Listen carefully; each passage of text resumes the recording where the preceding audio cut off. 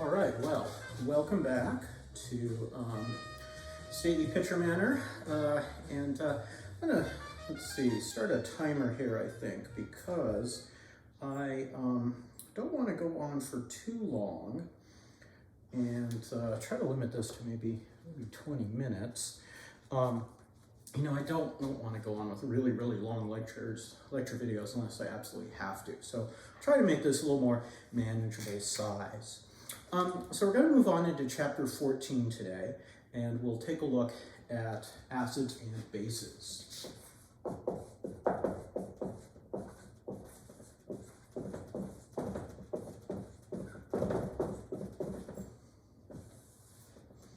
We'll start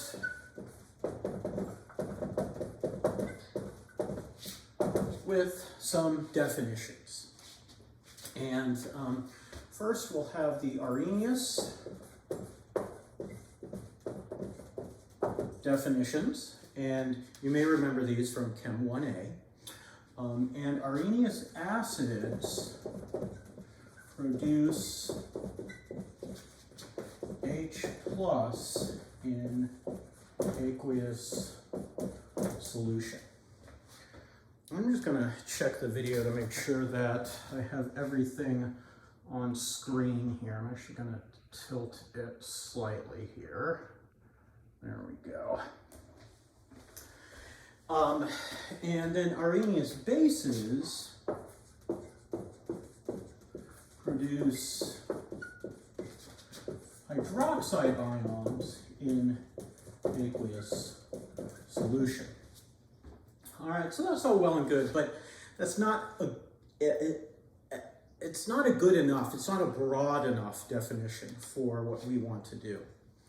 Instead, we're going to focus on Bronsted-Lowry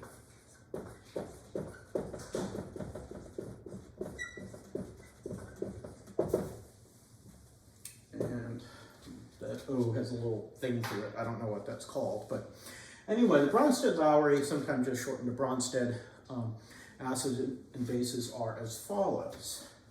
The acids are proton donors. What's a proton? Well, that's a proton. A hydrogen ion is a proton. H plus, that's a proton. And then bases are proton acceptors. And this is maybe I'll circle it in red here. This is the most important definition for us in Chem 1B. This is what we're going to be dealing with in the next couple of chapters here. There's another definition, Lewis acids and bases, and it's even more general.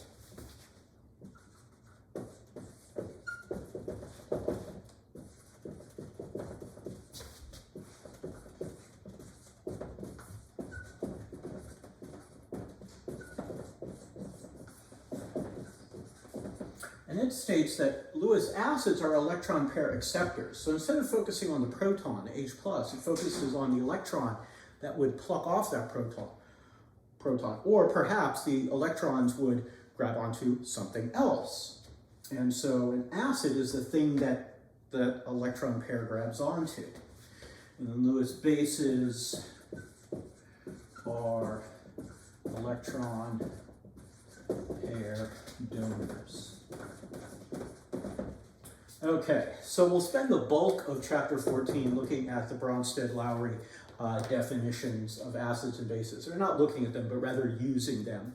At the very end, we'll talk about Lewis acids and bases. Okay, now, just before I start going into more detail, just want to, sort of mention the key differences here. As we're going down from Arrhenius to Bronsted to Lewis acids and bases, the definitions become broader. So they encompass more species, more types of chemicals can be considered acids and bases. The big limit with Arrhenius is right over here, aqueous solution. So if we're not in aqueous solution, we can't use the Arrhenius definition. So that's why the Bronsted definition is better.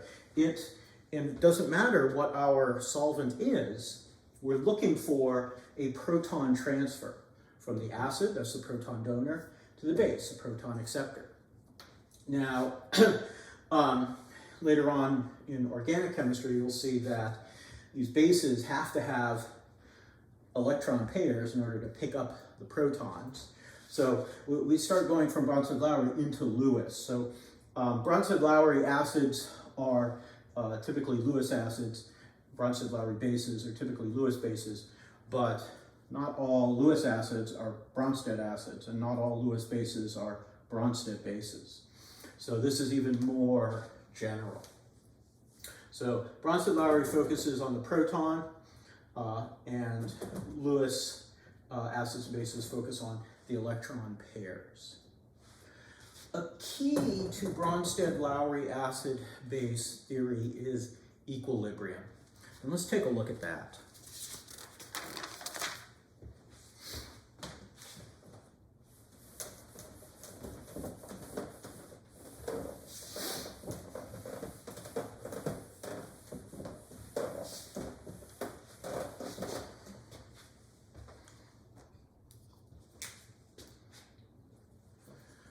Okay, so in general, we can write the following. We have some kind of acid, so HA, maybe it's, I always have problems writing AQ for aqueous. I don't know why. It's like, I want to write my A and then my Q. There we go, aqueous. Plus X minus, also aqueous.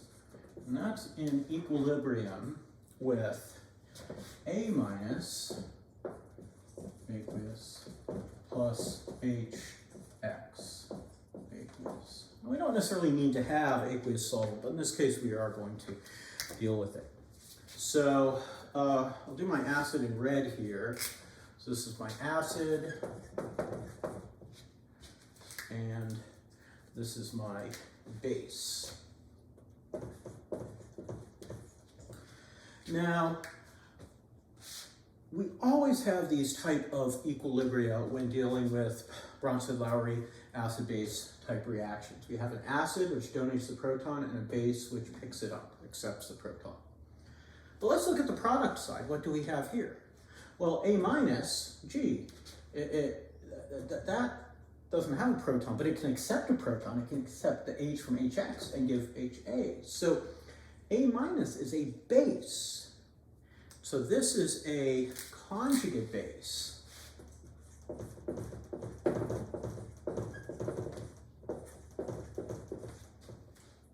And it's the conjugate base of our acid HA. And then HX is the conjugate acid of the base X minus.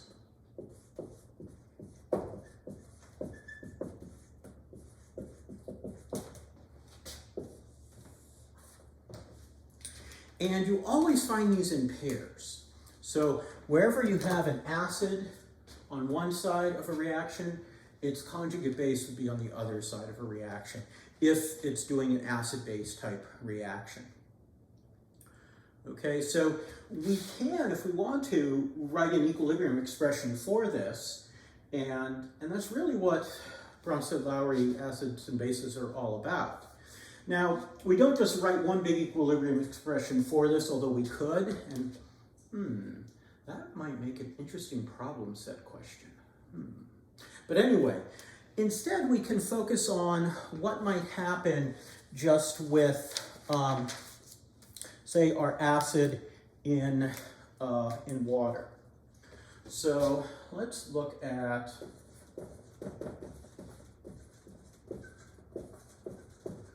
something with water as a base.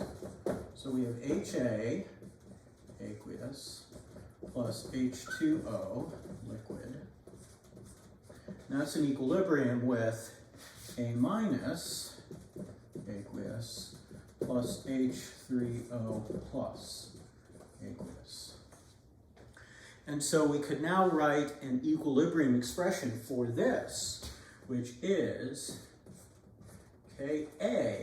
We're going to call it Ka because the A stands for acid. This is what we're going to call an acid dissociation constant. So Ka then equals concentration of A minus times concentration of H3O plus divided by concentration of HA. Water doesn't enter into it because it's a pure liquid. Now, in fact, a lot of times we simplify this, and the text does this, so that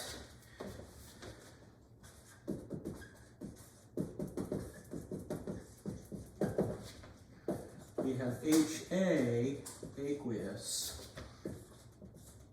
is in equilibrium with H plus aqueous plus A prime, come on Wayne, A minus aqueous. Okay, so here I've just removed water from the equation, and I have H plus, which is really H3O plus. Aqueous protons are really mostly H3O plus. There's actually some H5O2 plus and a few different things. The protons kind of get picked up by those waters and sort of, it's kind of funky. But anyway, the thing to remember here is that it's in water. So we do have water present. That's really H3O plus. But if it helps you to think of it this way, you know, especially Ka, if it's an acid dissociation constant, well, what's this? This is a dissociation reaction. These guys, the H and the A, are splitting up. They're dissociating to give H plus and A minus. So now our Ka simplifies to A minus times H plus over HA. All right. So again, don't forget about the role of water in this, but you know, which either of these, whichever one you want to use, you can. I'll be going with this one, I think, mostly for these lectures. All right. Let's see how we're doing on time here. And I think I'm going to end this lecture. So this is just an intro. I'll record another lecture for you guys. In the next lecture, we'll talk about acid strength, and hopefully that'll get you guys ready for the next workshop. All right, well, until next time, I will see you guys at the Gray House with the White Trim.